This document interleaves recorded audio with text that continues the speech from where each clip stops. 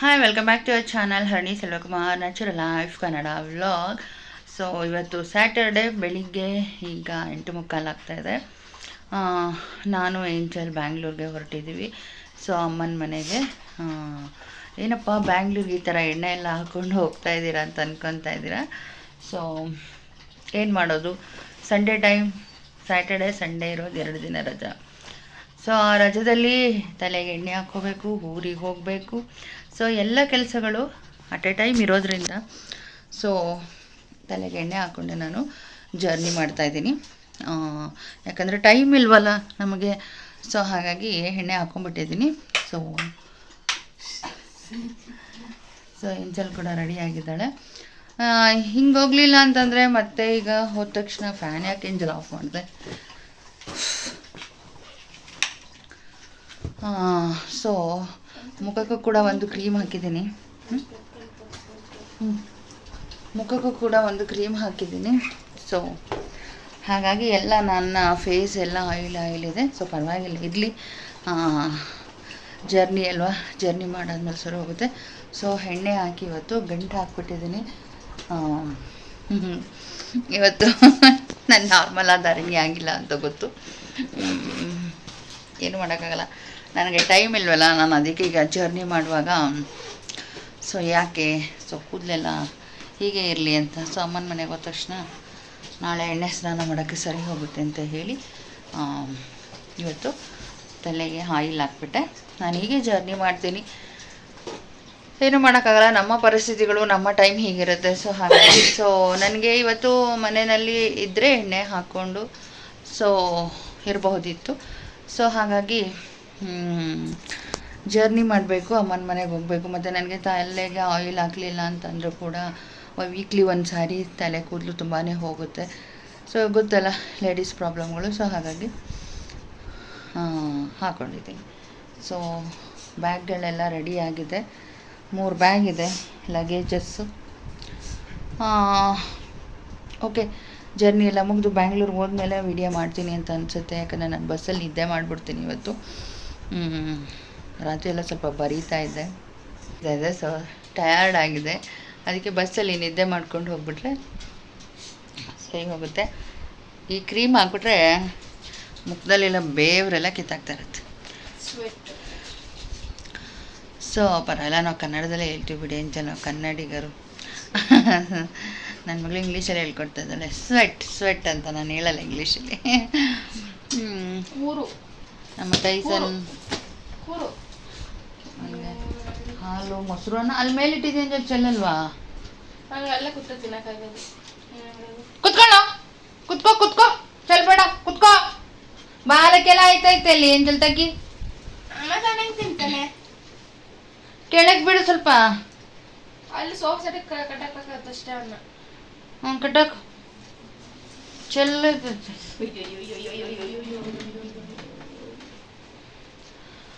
So ನಮ್ಮ ನಾಯಿ ನೋಡ್ಕೊಳ್ಳೋದಕ್ಕೆ ಊರಿಗೆ ಹೋದರೆ ಯಾರು ಇರಲ್ಲ. ಅದಕ್ಕೆ ಒಂದು ದೊಡ್ಡ ಮೊಸರು ಅನ್ನ ಒಂದು ಬಟ್ಲಲ್ಲಿ ಹಾಕಿಟ್ಟಿರ್ತೀವಿ. ಈಗ ಒಂದು ಬಟ್ಲು ಹಾಲು ಕಟ್ಟಿದ್ದೀವಿ. ಸೊ ನೋಡಿ ಹಾಕಿಟ್ಟಿರ್ತೀವಿ. ಸೊ ನೋಡ್ಕೊಳ್ಳೋದಕ್ಕೆ ಯಾರು ಇಲ್ಲ, ನಾವೇ ನೋಡ್ಕೋಬೇಕಲ್ಲ. ಸೊ ನಾಳೆ ಸಂಜೆ ಬಂದ್ಬಿಡ್ತೀವಿ, ಇಲ್ಲ ನಾಳೆ ಬೆಳಿಗ್ಗೆ. ಬಟ್ ತಿನ್ಕೊಂಡಿರ್ತಾನೆ, ಅವನೇನು ಗಲಾಟೆ ಮಾಡಲ್ಲ. ನಿಜವಾಗ್ಲೂ ಅದರಲ್ಲೂ ಸ್ವಲ್ಪ ಅವನು ಒಳ್ಳೆ. ಈ ಗಿಡ ಎಲ್ಲರೂ ಒಂಥರ ಸೇಫ್ಟಿ ಪ್ಲೇಸಲ್ಲಿ.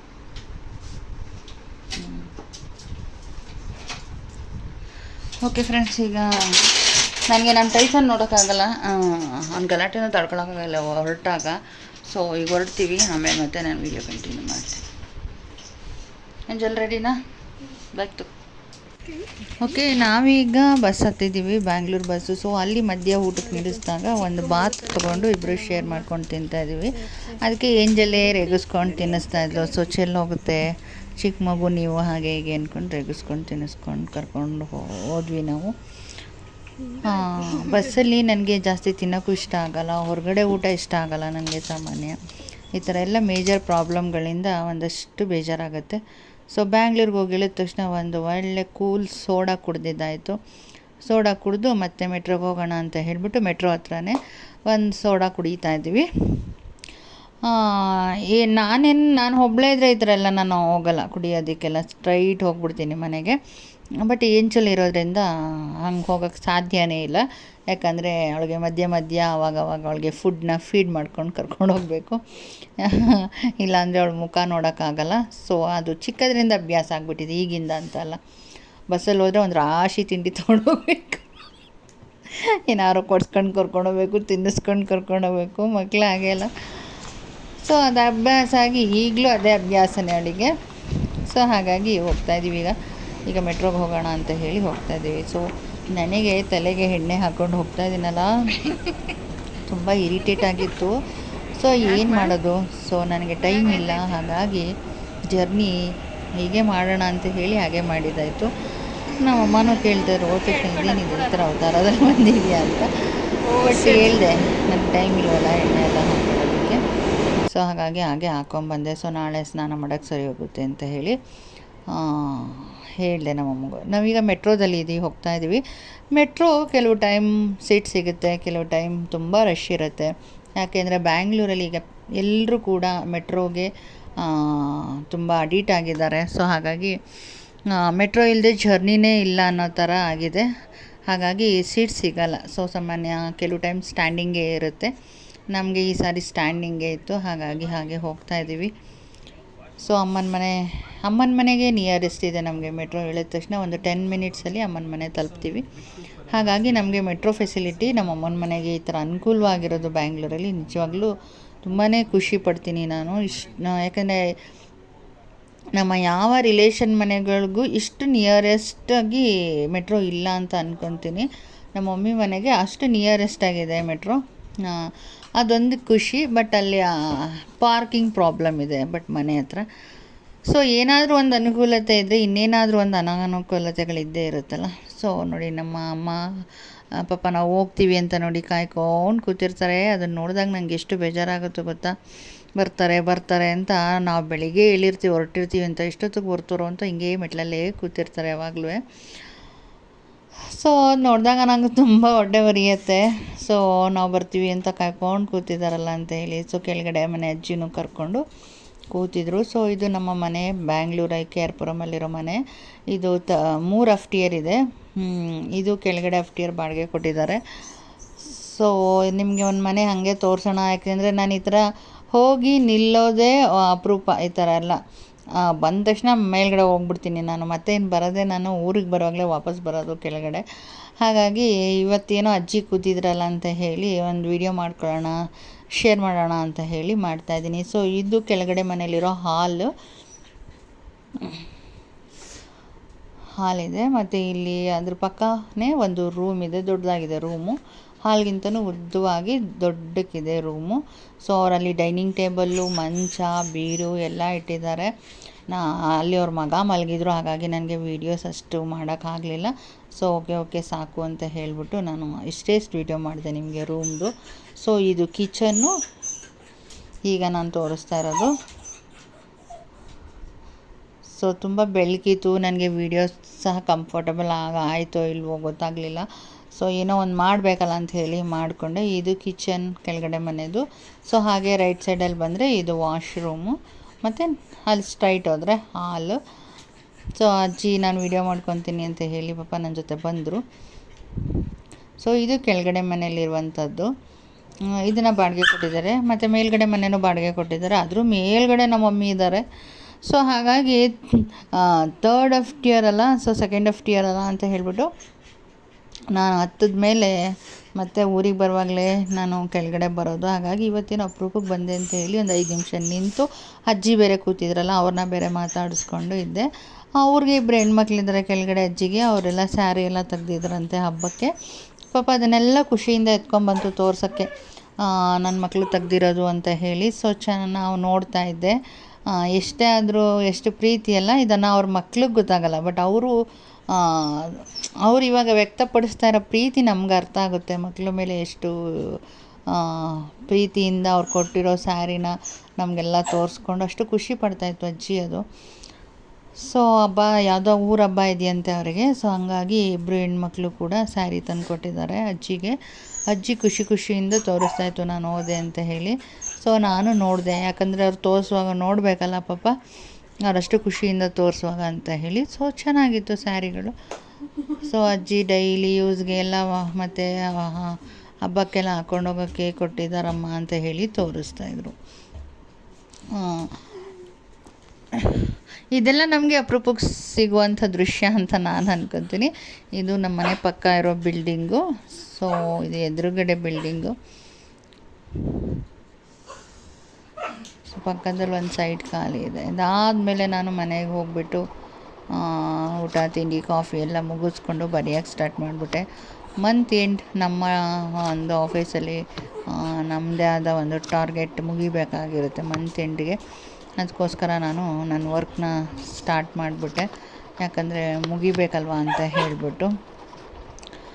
ಸೊ ಹಾಗಾಗಿ ನಾನು ಈ ಸತಿ ನಮ್ಮಮ್ಮನ ಜೊತೆ ಜಾಸ್ತಿ ಮಾತಾಡಲಿಲ್ಲ. ಓದಿ ಅವರು ನೋಡಿದೆ, ಅವ್ರಿಗೂ ಸಹ ಹುಷಾರಿರಲಿಲ್ಲ. ಅವ್ರು ಹೋಗಿ ಮಲ್ಕೊಂಬಿಟ್ರು. ಸರಿ ಇನ್ನೇನು ಮಾಡೋದು ಅಂತ ಹೇಳಿ ನಾನು ಕೂತ್ಕೊಂಡು ಬರೆಯೋಕ್ಕೆ ಸ್ಟಾರ್ಟ್ ಮಾಡಿದೆ.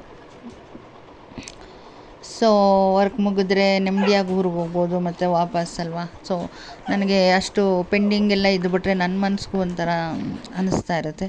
ಹಾಗಾಗಿ ನಾನು ವರ್ಕ್ ಮಾಡೋಕ್ಕೆ ಸ್ಟಾರ್ಟ್ ಮಾಡಿಬಿಟ್ಟೆ. ಇದು ನಾನು ಮಂಡೇ ಬೆಳಿಗ್ಗೆ ಮತ್ತೆ ಊರಿಗೆ ರೆಡಿಯಾಗಿ ಕೂತಿದ್ದೀನಿ. ಸೊ ಆವಾಗಲೇ ವಿಡಿಯೋ ಸ್ಟಾರ್ಟ್ ಮಾಡಿದ್ದು ನಾನು. ಏಂಜಲ್ ಕೂಡ ರೆಡಿ ಆಗ್ತಿದ್ದಾಳೆ. ನಾವು ಮಲಗಿದ ಬೆಡ್ಶೀಟ್ಸ್ ಎಲ್ಲ ಮಾಡಿಸ್ತಾ ಇದ್ದೆ ನಾನು. ನಮ್ಮಮ್ಮ ನಾನು ಮಾಡಿಸ್ಕೊತೀನಿ ಬಿಡು, ನೀವು ಹೋದ್ಮೇಲೆ ನಿಧಾನಕ್ಕೆ ಅಂತ ಹೇಳಿದ್ರು. ಸರಿ ಒಂದೆರಡು ಬೆಡ್ಶೀಟ್ ಮಾಡಿಸ್ಬಿಟ್ಟು ಸುಮ್ಮನೆ ಆದೆ. ನನಗೆ ನಮ್ಮಮ್ಮ ನಾವು ಹೋದ್ಮೇಲೆ ನಮ್ಮಮ್ಮ ಕೆಲಸ ಮಾಡುತ್ತಲ್ಲ ಅಂತ ಒಂದು ಸ್ವಲ್ಪ ಬೇಜಾರಾಗುತ್ತೆ. ಸೊ ನಾನು ಸಾಮಾನ್ಯ ಕೆಲಸ ಮಾಡಲ್ಲ ಅಂಥದ್ರಲ್ಲಿ ನಮ್ಮಮ್ಮನ ನೋಡ್ಬಿಟ್ಟು ಎದ್ದು ಮಾಡಿಸ್ತಾ ಇದ್ದೆ. ನಮ್ಮಮ್ಮ ಪಾಪ ಅವಳು ಇಷ್ಟೆಲ್ಲ ಇದು ಮಾಡ್ತಾಳಲ್ಲ ಅಂತ ಹೇಳ್ಬಿಟ್ಬಿಡು, ನಾನು ನಿಧಾನಕ್ಕೆ ಮಾಡಿಸ್ಕೊತೀನಿ ಅಂತಂದರು. ಸೊ ಹಂಗಾಗಿ ಒಂದೆರಡು ಬೆಡ್ಶೀಟ್ ಮಾಡಿಸ್ಬಿಟ್ಟು ಸುಮ್ಮನೆ ಆದೆ. ಏನೇ ಆಗಲಿ ವಯಸ್ಸಾದಮೇಲೆ ಮಕ್ಕಳು ತಂದೆ ತಾಯಿ ಹತ್ರ ಇರಬೇಕು. ಇದೊಂದು ಹೆಂಗೆ ನಂಗೆ ಮನಸ್ಸು ಕೊರಿಯುತ್ತೆ ಅಂತಂದರೆ, ಯಾವಾಗಲೂ ಒಂಥರ ಬೇಜಾರಲ್ಲಿ ಹೋಗ್ತೀನಿ, ಖುಷಿಯಾಗಿ ಹೋಗ್ತೀನಿ ಊರಿಗೆ ಹೋಗುವಾಗ. ಆ ಕಡೆಯಿಂದ ಬರುವಾಗ ಮನಸ್ಸಲ್ಲಿ ಏನೋ ಒಂಥರ ಬೇಜಾರಿರುತ್ತೆ, ನಮ್ಮಮ್ಮನ ಬಿಟ್ಟು ಬರಬೇಕಲ್ಲ ಅಂತ. ಸೊ ನಮ್ಮಮ್ಮ ನಾವು ಹೋಗ್ತೀವಿ ಅಂತ ಕಲ್ಲಂಗಡಿ ಇತ್ತು, ನೆನ್ನೆ ನಮ್ಮ ಮಾಮನ ಮಗ ತಂದಿದ್ದ. ಸೊ ಅದನ್ನು ಕಟ್ ಮಾಡಿ ಕೊಡ್ತು, ತೊಗೊಂಡೋಗಿ ಬಸ್ಸಲ್ಲಿ ತಿನ್ನಿ, ನನಗೆ ಕೆಮ್ಮಲಿದೆ, ನಂಗೆ ಬೇಡ ಅಂತ ಹೇಳ್ಬಿಟ್ಟು ನಮಗೆ ಬಸ್ಗೆ ಹಾಕ್ಕೊಟ್ರು. ಸೊ ಅದನ್ನು ನಾನು ಪ್ಯಾಕ್ ಮಾಡಿಕೊಂಡು ತೊಗೊಂಡು ಬರ್ತಾಯಿದ್ದೀನಿ. ನಾನು ನಮ್ಮಮ್ಮ ಏನೇ ಕೊಟ್ಟರು ಬೇಡ ಅನ್ನಲ್ಲ, ಯಾಕಂದರೆ ಅವರು ಅದನ್ನು ಒಂದು ಪ್ರೀತಿಯಿಂದ ಕೊಡ್ತಾ ಇರ್ತಾರೆ. ನನ್ನ ಮಗಳು ಕಲ್ಲಂಗಡಿನೂ ಇಸ್ಕೊತಿರಲ್ಲ ಮಮ್ಮಿ, ಎಲ್ಲನೂ ಇಸ್ಕೊತಿರಲ್ಲ ಮಮ್ಮಿ ಅಂತಾಳೆ. ಬಟ್ ಅವಳದು ಬೇರೆ ಒಂದು ಮೆಂಟ್ಯಾಲಿಟಿ ಇರುತ್ತೆ. ಬಟ್ ನಂದು ಏನಂದರೆ ಅವರು ಅಷ್ಟು ಪ್ರೀತಿಯಿಂದ ಕೊಡುವಾಗ ಇಸ್ಕೋಬೇಕು ಅಂತ. ಸೊ ಹೊರಟುವಲ್ಲ ಅಂಥೇಳಿ ನಮ್ಮಮ್ಮನ ಕಾಲಿಗೆ ಪ್ರತಿ ಸಾರಿ ನಮಸ್ಕಾರ ಮಾಡಿಕೊಂಡೇ ಬರೋದು. ಸೊ ಈಗ ಹಾಗಾಗಿ ಏಂಜಲ್ಲು ನಾನು ಎಲ್ಲ ನಮಸ್ಕಾರ ಮಾಡಿದ್ವಿ. ಅದಾದಮೇಲೆ ನಮ್ಮ ಮಮ್ಮಿ ನಾವು ಊಟ ಮಾಡಿ ಸ್ವಲ್ಪ ಬಿಟ್ಬಿಟ್ಟಿದ್ವಿ. ಸೊ ತಿಂಡಿ ತಿಂದ್ಬಿಟ್ಟು ಸೊ ಅದನ್ನು ತೆಗೆದು ಮುಖದಿಂದ ಇಳಿ ತೆಗೀತಾ ಇದ್ದಾರೆ. ಇದೇ ಅಮ್ಮನ ಪ್ರೀತಿ ವಿಶೇಷತೆ ಅಂತ ಹೇಳೋದು. ಸೊ ಇದು ನೋಡಿದಾಗ ನಿಮಗೂ ಆ ಫೀಲ್ ಬರುತ್ತೆ, ಆಗಿರುತ್ತೆ. ನಿಮ್ಮ ಮನೆಗಳಲ್ಲಿ ಇದು ನಡೆದಿರುತ್ತೆ ಅಂತ ನಾನು ಅಂದ್ಕೊತೀನಿ. ಸೊ ಈ ಥರ ಕೇರ್ ಮಾಡಿ ಕಳಿಸ್ತಾರೆ. ಸೊ ಅದು ಮದರ್ದು ಸ್ಪೆಷಲ್ ಪ್ರೀತಿ ಅಂತ ನಾನು ಅನ್ಕೊತೀನಿ. ಸೊ ಆ ಪ್ರೀತಿನ ಅವ್ರು ಮಾತ್ರ ಕೊಡೋಕ್ಕೆ ಸಾಧ್ಯ, ಬೇರೆ ಯಾರು ಕೊಡೋಕ್ಕೆ ಸಾಧ್ಯ ಇಲ್ಲ. ಸೊ ಅಷ್ಟೇ, ಆ ಪ್ರೀತಿಗಳನ್ನೇ ನಾವು ಆ ಪ್ರೀತಿಯಿಂದನೇ ಬದುಕ್ತಾ ಇರೋದು ಇವತ್ತಿನವರೆಗೂ ಸಹ ಅಂತ ನಾನು ಅನ್ಕೊತೀನಿ. ಅದಾದಮೇಲೆ ಏಂಜಲಿಗೆ ಕಾಫಿ ಕುಡ್ದಿರಲಿಲ್ಲ ಪಾಪ, ಫ್ರಿಡ್ಜ್ ಮೇಲೆ ಇಟ್ಬಿಟ್ಟು ಹಾರೋಗಿತ್ತು. ನಾನು ಕಾಫಿ ಕುಡ್ಕೊತೀನಿ ಅಂದ್ಲು. ಹಂಗಾಗಿ ಒಂದು 5 ನಿಮಿಷ ಕೂತು ಮತ್ತೆ ಮಾತಾಡ್ತಾಯಿದ್ದೆ. ಸೊ ಏಂಜಲ್ ಕಾಫಿ ಎಲ್ಲ ಕುಡ್ದಾದ್ಮೇಲೆ ಸರಿ ಅಂತ ಹೇಳಿಬಿಟ್ಟು ನಾವು ಹೊರಟ್ವಿ. ಸೊ ಕ್ಯಾಬ್ ಬುಕ್ ಮಾಡಿದ್ವಿ ಹೊರಗಡೆ, ಹಾಗಾಗಿ ಹೋಗ್ತಾಯಿದ್ದೀವಿ. ಮನೆ ಹತ್ರ ಕ್ಯಾಬ್ ಬುಕ್ ಮಾಡಿಕೊಂಡು ಮೆಜೆಸ್ಟಿಕ್ಕಿಗೆ ಹೋಗೋಣ ಅಂತ ಹೇಳಿ ಹೋಗ್ತಾಯಿದ್ದೀನಿ. ಹೋಗುವಾಗ ಮೆಟ್ರೋದಲ್ಲಿ ಹೋಗ್ತೀವಿ, ಬರುವಾಗ ಅರ್ಲಿ ಮಾರ್ನಿಂಗ್ ಬರಬೇಕಲ್ವ, 6 o'clockಗೆ ಮೆಟ್ರೋ ಸ್ಟಾರ್ಟ್ ಆಗೋದು. ಬಟ್ ನಾನು 5 o'clockಗೆ ಮನೆ ಬಿಟ್ಟಿದ್ದೀನಿ. ಹಾಗಾಗಿ ನಾನು ಮೆಟ್ರೋ ಕಾಯೋಕ್ಕಾಗಲ್ಲ, 1 hour ಲೇಟ್ ಆಗೋಗುತ್ತೆ. ಯಾಕಂದರೆ ನನಗೆ ಆಮೇಲೆ ಬರೋದಕ್ಕೆ ಲೇಟ್ ಆಗೋಗುತ್ತೆ, ಆಫೀಸ್ ಇರುತ್ತಲ್ವ. ಹಂಗಾಗಿ ನಾನು ಕ್ಯಾಬ್ ಬುಕ್ ಮಾಡಿಕೊಂಡು ಬೆಳಗ್ಗೆ ಹೊತ್ತು ಅರ್ಲಿ ಮಾರ್ನಿಂಗ್ ಹೊರಟ್ಬಿಡ್ತೀನಿ. ಬ್ಯಾಂಗ್ಳೂರಿಂದ ಆ ಕಡೆಯಿಂದ ಬರುವಾಗ, ಈ ಕಡೆಯಿಂದ ಹೋಗುವಾಗ ನಾರ್ಮಲಾಗಿ ಮೆಟ್ರೋದಲ್ಲೇ ಹೋಗ್ತೀನಿ. ಇಲ್ಲಿ ಒಂದು ನಾಯಿ ಸಾಕಿದ್ದಾರೆ ಮಮ್ಮಿ ಮನೆ ಹತ್ರ, ಅದು ಕಚ್ಚೋಕ್ಕೆ ಬಂದ್ಬಿಡುತ್ತೆ. ಅದಕ್ಕೆ ಮಮ್ಮಿ ಮುಂದೆ ಹೋಗಿ ಆಮೇಲೆ ನಮ್ಮನ್ನ ಹಿಂದೆ ಕರ್ಕೊಂಡು ಹೋಗ್ತಿದ್ದಾರೆ. ಇದಕ್ಕೆ ಈ ನಾಯಿ ಬಗ್ಗೆ ನಮ್ಮ ಮಾಮ ಹೆದರ್ಕೊಂತಾರೆ ಅಂದರೆ ಅಷ್ಟಿಷ್ಟು ಹೆದರಲ್ಲ ನಮ್ಮ ಮಾಮ. ನಮ್ಗೆ ನಗು ಬರ್ತಾ ಇರುತ್ತೆ. ಬಟ್ ಅದೇನಪ್ಪ ನಾವು ಹೋಗುವಾಗ ಅದು ಎಲ್ಲೋ ಮಾಯ ಆಗಿಬಿಟ್ಟಿರುತ್ತೆ ಸದ್ಯ. ಬಟ್ ಅವ್ರುಗಳು ಬಂದಾಗ ಅದು ಬಂದ್ಬಿಡುತ್ತೆ, ಅದೇ ಒಂದು ಮಜಾ ಅಲ್ಲಿ. ಸೊ ಇಷ್ಟೊತ್ತಲ್ಲಿ ಹೋಗ್ತಾ ಇರ್ತೀವಲ್ವ, ಅದು ಡೈರೆಕ್ಟ್ ಕಚ್ಚಕ್ಕೆ ಬಂದ್ಬಿಡುತ್ತೆ ಒಂಥರ. ಹಾಗಾಗಿ ನಮ್ಮ ಮಮ್ಮಿ ನಾನು ಹೋಗ್ತೀನಿ ಇರಿ ಮುಂದೆ ಅಂತೇಳಿ ಪಾಪ ಮುಂದೆ ಹೋಗಿ ನಮ್ಮನೆ ಹಿಂದೆ ಕರ್ಕೊಂಡು ಹೋಗ್ತಿದ್ದಾರೆ. ಸೊ ಇದೊಂದಲ್ಲಿ ಆ ಥರ ಆಗ್ಬಿಟ್ಟಿದೆ. 3ನೇ ಮನೆಯವ್ರು ಸಾಕಿರೋದು ಅದನ್ನು. ಸೊ ಅವ್ರು ಆ ಥರ ಪಾಪ ಅವರೇನಿಲ್ಲ ಸಾಕಿದ್ದಾರೆ, ಬಟ್ ಅದೊಂಥರ ಕಚ್ಚಕ್ಕೆ ಬರುತ್ತೆ ಒಂಥರ ಮಾತಾಡ್ತಿದ್ರೆ. ಸೊ ನಾವು ಹೋಗ್ತಿದ್ದಂಗೆ ಕ್ಯಾಬ್ ಬಂತು. ಸೊ ನಾವು ಕೂತು ನಮ್ಮಮ್ಮಂಗೆ ಬಾಯ್ ಮಾಡ್ತಾಯಿದ್ದೀವಿ. ಸೊ ಇವಾಗ ಬೇಜಾರಾಗ್ಬಿಡುತ್ತೆ ನನಗೆ ತುಂಬ. ನಮ್ಮಮ್ಮ ನೋಡಿ ಅಲ್ಲಿವರೆಗೂ ಬಂದು ನಮ್ಮನ್ನು ಹತ್ತಿಸ್ತಾರೆ. ನನಗೆ ಒಂಥರ ಬಿಟ್ಟು ಬರೋಕ್ಕೆ ಒಂಥರ ದುಃಖನೂ ಬರ್ತಾಯಿರುತ್ತೆ, ಬೇಜಾರು ಆಗ್ತಾಯಿರುತ್ತೆ. ಸೊ ಸುಮ್ಮನೆ ಮೌನವಾಗಿ ಬಂದ್ಬಿಡ್ತೀನಿ ಆ ಒಂದು ಟೈಮನ್ನು ಮರೆಯೋವರೆಗೂ. ಸೊ ಇನ್ನೇನು ಮಾಡೋದು ಅಂತ ಹೇಳಿ ನೆನೆಸ್ಕೊಂಡು ತುಂಬಾ ಬೇಜಾರಲ್ಲೇ ಬರೋದು ನಾನಂತೂ. ನನಗೆ ಏನೋ ಒಂಥರ ಆ ಥರ ನಮ್ಮಮ್ಮನ ಜೊತೆ ನಾನು ಇಲ್ವಲ್ಲ, ವಯಸ್ಸಾದ ಟೈಮಲ್ಲಿ ಅವ್ರನ್ನ ನೋಡ್ಕೊಳಕ್ಕಾಗ್ತಿಲ್ವಲ್ಲ ಅಂತ ತುಂಬಾ ಫೀಲ್ ಆಗ್ತಿರುತ್ತೆ ನನಗೆ. ಸೊ ಬೇಜಾರು ಮಾಡ್ಕೊಂಡು ಬರ್ತಾಯಿರ್ತೀನಿ. ಏನು ಮಾಡೋಕ್ಕಾಗುತ್ತೆ, ನಮ್ಮ ಸಿಚುಯೇಷನ್ ಈ ಥರ ಇರುತ್ತೆ.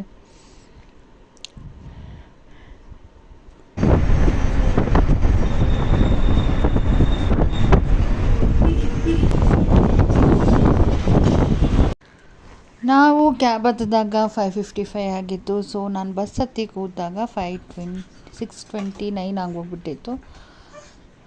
ಇಷ್ಟು ವೇರಿಯೇಷನ್ ಆಗಿಬಿಡುತ್ತೆ. ಅಲ್ಲಿಂದ ಮೆಜೆಸ್ಟಿಕ್ಗೆ ಬಂದು ಬಸ್ ಕ್ಯಾಚ್ ಮಾಡೋ ಅಷ್ಟರಲ್ಲಿ 6:29 ಆಗಿಬಿಟ್ಟಿತ್ತು. ಬಟ್ ನಾನು ಬಂದು ಊರು ತಲುಪಿದಾಗ 11:30 ಆಗೋಯಿತು. ಸೊ ಆಮೇಲೆ ಸರಿ ಅಂತ ಹೇಳಿಬಿಟ್ಟು ಆಫೀಸಿಗೆ ಲೇಟ್ ಆಗುತ್ತೆ ಅಂತ ಹೇಳ್ಬಿಟ್ಟು ಏಂಜಲ್ನ ಬಂದು ಮನೆಗೆ ಬಿಟ್ಟು ನಾನು ಆಫೀಸಿಗೆ ಹೋದೆ.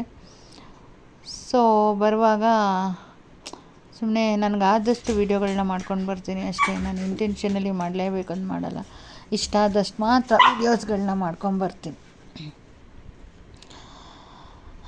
ನನ್ನ ಫೀಲಿಂಗ್ ಇಷ್ಟೇ, ತಂದೆ ತಾಯಿಗಳನ್ನ ಜೊತೆಲಿಟ್ಕೊಂಡು ನೋಡ್ಕೋಬೇಕು. ಬಟ್ ಅವ್ರಿಗೆ ಏನಂದರೆ ಅಲ್ಲಿ ನಮ್ಮ ಅಕ್ಕ ಇದ್ದಾರೆ, ತಮ್ಮ ಇದ್ದಾನೆ, ಸೊ ಅಂತ ಹೇಳ್ಬಿಟ್ಟು ಅವ್ರು ಅಲ್ಲಿದ್ದಾರೆ. ಅಲ್ಲಿ ಅಂದರೆ ಹುಷಾರಿಲ್ಲ ಅಂದ ತಕ್ಷಣ ನನ್ನ ತಮ್ಮ ಹೋಗ್ತಾನೆ, ನಮ್ಮ ಅಕ್ಕ ಹೋಗ್ತಾರೆ. ಸೊ ಹಾಗಾಗಿ ಓಕೆ ನೋಡೋಣ. ಇನ್ನು ಒಂದೂವರೆ ವರ್ಷದಲ್ಲಿ ನಾನು ನಮ್ದು ಇನ್ನೊಂದು ಯಾವ್ದಾದ್ರು ಒಂದು ಬೇರೆ ಸಬ್ ಡಿವಿಷನ್ ಯಾವುದಾದ್ರೂ ಇದ್ದರೆ ಅದಕ್ಕೆ ಟ್ರಾನ್ಸ್ಫರ್ ತೊಗೊಂಡು ಹೋಗೋಣ ಅಂತ ಅಂದ್ಕೊಂಡಿದ್ದೀನಿ. ಸೊ ನಾನು ಏಂಜಲ್ ಬಂದು ಬಸ್ಸಿಗೆ ಕೂತಾಗ 6:29 ಆಗಿತ್ತು. ಸೊ ಬೆಳಗ್ಗೆ ಚೆನ್ನಾಗೇ ಆಗಿತ್ತು. ಹಾಗಾಗಿ ಸೊ ನೋಡಿ ನಾವೀಗ ಬಸ್ ಹತ್ತಿ ಕೂತಿದ್ದೀವಿ. ಸೊ ಇಷ್ಟೇ ಇರುತ್ತೆ, ಅದೆಷ್ಟೊತ್ತಿಗೆ ಹೋಗಿರ್ತೀವೋ ಎಷ್ಟೊತ್ತಿಗೆ ಬಂದ್ಬಿಡ್ತಾ ಇರ್ತೀವೋ, ಟೈಮ್ ಅದು ಹೇಗೆ ಹೋಗ್ತಾ ಇರುತ್ತೆ ಅಂತಲೇ ಗೊತ್ತಾಗಲ್ಲ. 2 ದಿನ 3 ದಿನ 4 ದಿನ ರಜೆ ಇದ್ದರೂ ಸಹ ಆ ಟೈಮ್ ಮಾತ್ರ ಕ್ಷಣದಲ್ಲಿ ಮುಗಿದೋಗುತ್ತೆ. ಸೊ ನಾನು ಮತ್ತೆ ಈವ್ನಿಂಗ್ ಆಫೀಸಿಂದ ಬಂದು ಫೇಸ್ ವಾಶ್ ಮಾಡಿಕೊಂಡು ಬಟ್ಟೆ ಎಲ್ಲ ಹೋಗ್ದಾಗ ಒಣಗಾಕಿದ್ನಲ್ಲ, ಸೊ ಅದನ್ನೆಲ್ಲ ಎತ್ಕೊಂಬರೋಣ ಅಂತ ಅಂದ್ಕೊಂಡು ಈಗ ಫೇಸ್ ವಾಶ್ ಮಾಡಿದೆ. ಈಗ ಬಂದು ನಾನು ಬಂದ ತಕ್ಷಣ ಏಂಜಲ್ನ ಬಿಟ್ಟು ಆಫೀಸ್ಗೆ ಹೋದವಳು. ಈಗ 6:30 ಆಗಿತ್ತು ಇವತ್ತು ಬಂದಾಗ ಮನೆಗೆ. ಸರಿ ಅಂತ ಹೇಳಿಬಿಟ್ಟು ಈಗ ಹೊರಗಡೆ ಬಟ್ಟೆ ಒಣಗಾಕಿರೋದನ್ನ ತೆಗಿಯೋಣ ಅಂತ ಹೋಗ್ತಾಯಿದ್ದೀನಿ. ನೋಡಿ ಹೋದಾಗ ಒಣಗಾಕಿ ಹೋಗಿರೋದ್ರಿಂದ ಬರೋಷ್ಟರಲ್ಲಿ ಒಣಗೋಗಿದೆ. ಸೊ ಇದನ್ನೆಲ್ಲ ಬೇರೆ ತೆಗಿಬೇಕಲ್ಲ. ಸೊ ಸ್ಯಾಟರ್ಡೇ ಊರಿಗೆ ಹೋಗಬೇಕಲ್ಲ ಅಂತ ಹೇಳಿ ಅರ್ಲಿ ಮಾರ್ನಿಂಗ್ ಇದ್ದು ಬಟ್ಟೆ ಒಗೆದು ಒಣಗಾಕಿ ಹೋಗಿದ್ದೆ. ಸೊ ಈಗ ಒಣಗಿದೆ, ಈಗ ಬಂದು ತೆಗಿತಾ ಇದ್ದೀನಿ. ಊರಿಗೆ ಹೋಗ್ತೀನಿ ಅಂದಾಗಲೆಲ್ಲ ನಾನು ಮುಂಚಿತವಾಗಿ ಏನೇನು ಕೆಲಸಗಳು ಬ್ಯಾಲೆನ್ಸ್ ಇದೆಯೋ ಅದನ್ನೆಲ್ಲ ಮಾಡೇ ಹೋಗೋದು. ಯಾಕಂದರೆ ಬಂದ ತಕ್ಷಣ ನಾವು ತುಂಬ ರಿಸ್ಕ್ ಆಗಿಬಿಡುತ್ತಲ್ವ, ಅದಕ್ಕೋಸ್ಕರ. ರಜದ ದಿನ ನಾವು ಮನೆ ಬಿಟ್ಟು ಹೋದರೆ ಬಟ್ಟೆ ಬ್ಯಾಲೆನ್ಸ್ ಉಳಿಯುತ್ತೆ. ಮತ್ತು ನಾವೇನೋ ಒಂದು ತಲೆಗೆ ಎಣ್ಣೆ ಹಾಕ್ಕೊಂಡಿರೋಣ ಅಂತಂದರೆ ಆ ಎಲ್ಲ ಕೆಲಸಗಳು ಪೆಂಡಿಂಗ್ ಇಳಿಯುತ್ತೆ. ಸೊ ಈ ರಾಜ್ಯದಲ್ಲಿ ಇದೆಲ್ಲ ಒಂದು ಕಂಬೈನ್ ಆಗಬೇಕು ಅಂತ ಹೇಳಿ ಬಟ್ಟೆ ಒಗೆದಾಕಿ ಮನೆಯಲ್ಲಿ ಎಲ್ಲ ಕೆಲಸಗಳನ್ನ ಮುಗಿಸಿ ನಾನು ತಲೆಗೆ ಎಣ್ಣೆ ಹಾಕ್ಕೊಂಡೆ ಜರ್ನಿ ಮಾಡಿದೆ. ಸೊ ಈ ಥರ ಅದೆಲ್ಲ ಮನೇಲಿ ಇದು ಮಾಡೋಂಥದ್ದೆಲ್ಲ ನಾವು ಓಡಾಡ್ಕೊಂಡೇ ಮಾಡೋಂಥ ಪರಿಸ್ಥಿತಿ ಬಂದಿದೆ ಅಂತ ಒಂದು ಈ ವಿಡಿಯೋದಲ್ಲಿ ನಾನು ನಿಮಗೆ ಹೇಳ್ತೀನಿ. ಹಾಗಾಗಿ ನೋಡಿ ಈಗ ಎಲ್ಲ ಕೆಲಸ ಕಂಪ್ಲೀಟ್ ಆಯಿತಾ, ಇಲ್ಲಾಂದರೆ ಎಲ್ಲ ಕೆಲಸ ಪೆಂಡಿಂಗ್ ಉಳಿಯುತ್ತೆ.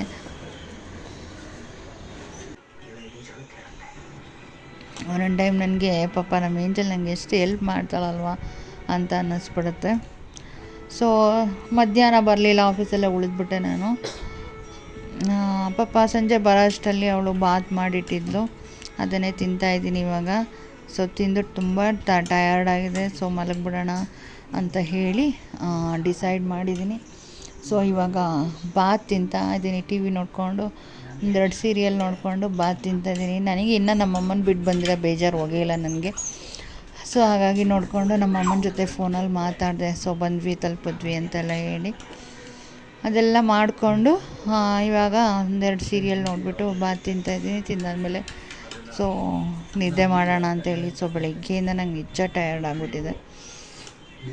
ಸೊ ಈ ವ್ಲಾಗ್ ಇದಾಗಿತ್ತು ಫ್ರೆಂಡ್ಸ್. ಸೊ ನಿಮಗೆಲ್ಲ ಏನು ಅನ್ನಿಸ್ತು?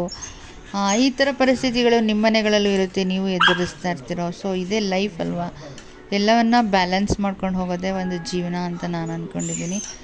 ಹಾಗಾಗಿ ಈ ಥರ ಮೇಂಟೈನ್ ಮಾಡ್ತಾ ಇರ್ತೀನಿ ಅವಾಗವಾಗ. ಸೊ ಅದರದ್ದೊಂದು ಸ್ಮಾಲ್ ವಿಡಿಯೋ ಅಷ್ಟೇ ಇದು.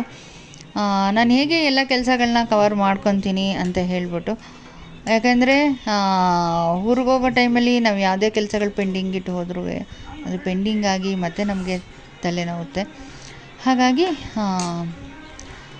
ಈ ಕೆಲಸಗಳನ್ನೆಲ್ಲ ಮುಗಿಸಿ ಹೋಗಿ ಬಂದರೆ ನಮಗೆ ನಾರ್ಮಲ್ ಆಗಿರುತ್ತೆ. ಮತ್ತು ನಮ್ಮ ಕೆಲಸ, ನಮ್ಮ ಡ್ಯೂಟಿ, ಹಾಗೆ ನಮ್ಮ ಜರ್ನಿ ಮತ್ತೆ ನಡೆಯುತ್ತೆ ಅನ್ನೋ ಒಂದು ವಿಚಾರನ ತಿಳಿಸೋದಕ್ಕೋಸ್ಕರ ಈ ವ್ಲಾಗನ್ನು ನಾನು ಮಾಡಿದೆ.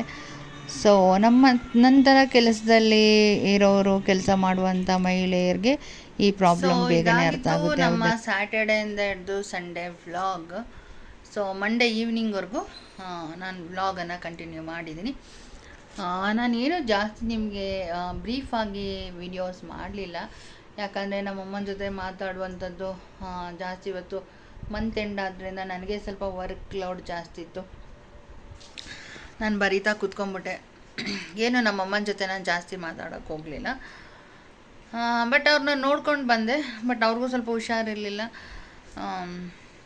ಅವರನ್ನು ನಮ್ಮನ್ನು ಅವ್ರು ನೋಡಿಕೊಂಡ್ರು, ಅವರನ್ನು ನಾವು ನೋಡಿಕೊಂಡು ಎಲ್ಲ ಮಾತಾಡಿಕೊಂಡು ಬಂದ್ವಿ. ಸೊ ಏನಾಗುತ್ತೆ ಅಂದರೆ ನಮ್ಮಮ್ಮಂಗೆ ಸ್ವಲ್ಪ ವಯಸ್ಸಾಗಿದ್ದೆಲ್ಲ ಪಾಪ, ಯಾವಾಗಲೂ ನಮ್ಮನ್ನು ನೋಡಬೇಕು ಅಂತ ಹಂಬಲಿಸ್ತಾ ಇರ್ತಾರೆ. ಹಾಗಾಗಿ ಒಬ್ಬೊಬ್ಬರು ಒಂದೊಂದು ಸಾರಿ ಹೋಗ್ತೀವಿ. ನಾನು ಒಂದು ಸಾರಿ, ನನ್ನ ತಮ್ಮ ಒಂದು ಸಾರಿ, ನಮ್ಮ ಅಕ್ಕ ಒಂದು ಸಾರಿ ಹೋಗ್ತಾ ಇರ್ತೀವಿ. ಬಟ್ ನಾನು ಮಾತ್ರ ಸೆಕೆಂಡ್ ಸ್ಯಾಟರ್ಡೆ, ಫೋರ್ತ್ ಸ್ಯಾಟರ್ಡೆ ಮಾತ್ರ ಹೋಗ್ತೀನಿ. ಅದು ಒಂದೊಂದು ಸ್ಯಾಟರ್ಡೆ ಸಂಡೇ ಹೋಗೋಕ್ಕೆ ಆಗಲ್ಲ. ಇನ್ನೊಂದು ಸ್ಯಾಟರ್ಡೆ ಸಂಡೇ ಹೋಗ್ತೀನಿ. ಯಾಕಂದರೆ ನಮಗೋಸ್ಕರ ಅಂತ ಇರುವಂಥ ಜೀವ ಅವರೊಬ್ಬರೇ. ಸೊ ಹಾಗಾಗಿ ಇರೋವರೆಗೂ ಅವ್ರ ಜೊತೆ ಚೆನ್ನಾಗಿ ಹೋಗಬೇಕು, ನೋಡಬೇಕು, ಮಾತಾಡ್ಸ್ಕೊಂಡು ಬರಬೇಕು ಅನ್ನೋದು ನಮ್ಮೆಲ್ಲರ ಅಭಿಪ್ರಾಯ. ಲಾಸ್ಟ್ ವೀಕ್ ನನ್ನ ತಮ್ಮ ಹೋಗಿದ್ದ. ಸೊ ಹುಷಾರೇ ಇರಲಿಲ್ಲ, ನಮ್ಮಮ್ಮಂಗೆ ಜ್ವರ ಬಂದುಬಿಟ್ಟಿತ್ತು. ಸೊ ಅವನು ಹೋಗಿ ನೋಡ್ಕೊಂಡು ಬರ್ತಾನೆ.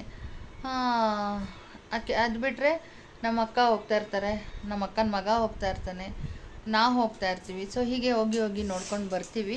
ಅವ್ರ ಜೊತೇಲಿ ಯಾರೂ ಇಲ್ಲವಾ ಅಂತ ನೀವು ಕೇಳೋದಾದರೆ, ಬಟ್ ಅವರು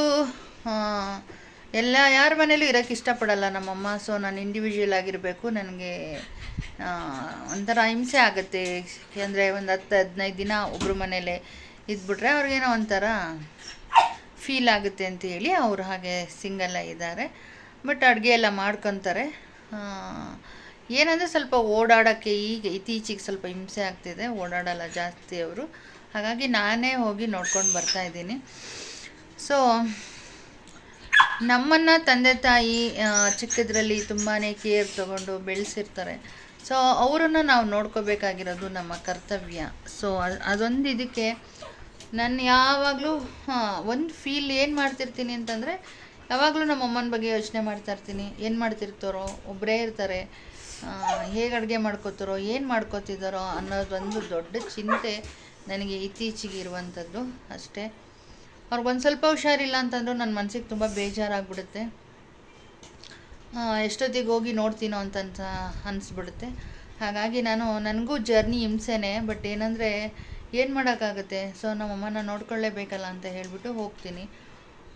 ನನಗೂ ಅಷ್ಟೇ ನೋಡಿ, ಬೆಳಗ್ಗೆ ಜರ್ನಿ ಮಾಡ್ಕೊಂಡು ಬಂದು ಮತ್ತೆ ಆಫೀಸ್ಗೆ ಹೋಗಿ ಆಫೀಸಿಂದ ಈಗ ಬಂದೆ. ಸೊ ಟಯರ್ಡ್ ಆಗಿಬಿಟ್ಟಿದೆ. ಪಾಪ ನನ್ನ ಮಗಳು ಇದ್ದಿದ್ದರಿಂದ ಬಾತೆಲ್ಲ ಮಾಡಿಟ್ಟಿದ್ಲು, ಈಗ ಅದನ್ನೇ ತಿಂದ್ವಿ. ಸೊ ಮಧ್ಯಾಹ್ನ ಮಾಡಿದ್ಲವಳು ನಾನು ಬರ್ತೀನಿ ಆಫೀಸಿಂದ ಅಂತ ಹೇಳಿ. ನಾನು ಮಧ್ಯಾಹ್ನ ಬರಲೇ ಇಲ್ಲ.